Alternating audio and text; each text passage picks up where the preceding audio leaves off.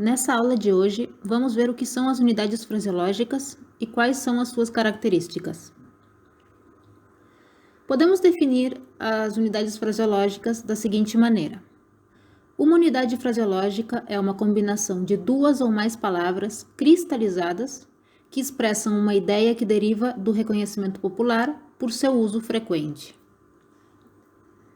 Vamos primeiro ver um exemplo em português. Temos a palavra papo. O dicionário Hawais nos dá 9 acepções para a palavra papo.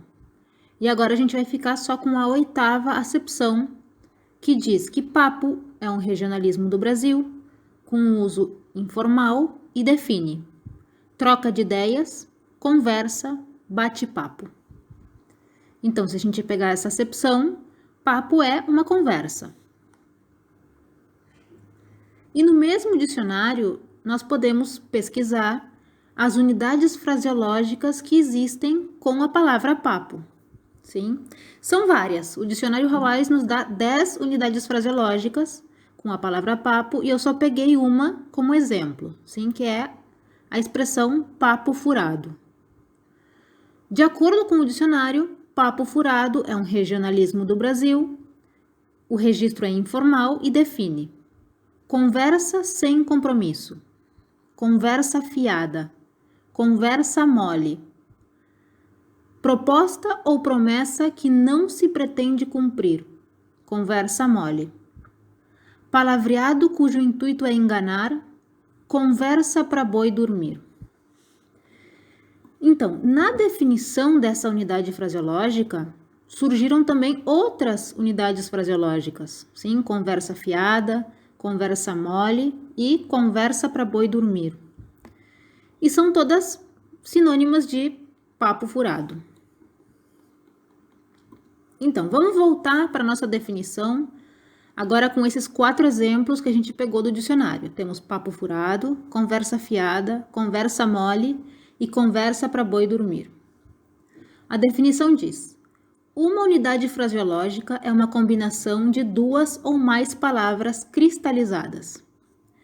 Nesses exemplos, são realmente uma aglutinação de 2 ou mais palavras. Sim? E o que quer dizer cristalizadas?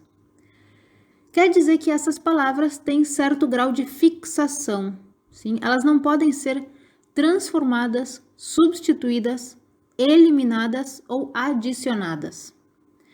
Nós não podemos dizer, em vez de papo furado, papo com furo. Isso não vai ter sentido. Sim? A ideia se perde. Nós não podemos dizer, em vez de conversa para boi dormir, conversa para vaca dormir. Também, perdemos a expressão, perdemos o sentido. Existe uma perda de sentido. Então, essas expressões são fixas, elas são cristalizadas, que expressam uma ideia. Então, definitivamente, essas unidades fraseológicas expressam uma ou mais ideias, sim? Que, inclusive, elas estão dicionarizadas. Essas ideias estão reconhecidas, sim, elas estão incluídas no dicionário. Então, a gente pode dizer que elas estão institucionalizadas. Conversa sem compromisso, proposta ou promessa que não se pretende cumprir, palavreado cujo intuito é enganar, sim, essas são as acepções que o dicionário nos dá para essas expressões. Que deriva do reconhecimento popular. Então, as unidades fraseológicas apresentam certo grau de idiomatismo. O que significa isso? Que o significado ou a ideia expressa pela unidade fraseológica muitas vezes não é dedutível pela soma dos significados de cada elemento que compõe essa unidade fraseológica, sim? Mas sim, o significado é reconhecido previamente pelo falante. Então, quando a gente diz, não me venha com essa conversa para boi dormir, o interlocutor reconhece o significado dessa aglutinação de palavras. E aqui entra a questão do uso frequente. O falante nativo reconhece o significado dessa aglutinação de palavras não pelo dicionário, mas sim pela repetição, pelo uso frequente dessa expressão. Então, se trata de uma memorização popular que consolida esse significado idiomático.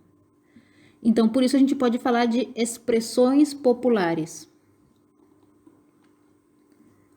Observem nessa charge a brincadeira que acontece entre a expressão idiomática, conversa para boi dormir, e a imagem, sim? E juntos eles conformam a piada, né? Ou a crítica, ou a ideia. E observem como a charge pressupõe o reconhecimento dessa expressão por parte do leitor, sim? Para que ele possa entender e para que ele possa reagir a essa ideia expressa, ele precisa reconhecer essa expressão idiomática que está implícita na imagem. Se pressupõe um reconhecimento popular da expressão. Eu recomendo a leitura dos textos de Glória Corpas Pastor para ampliar o conhecimento sobre as unidades fraseológicas. E na parte 2 desse vídeo, nós vamos ver a classificação das unidades fraseológicas.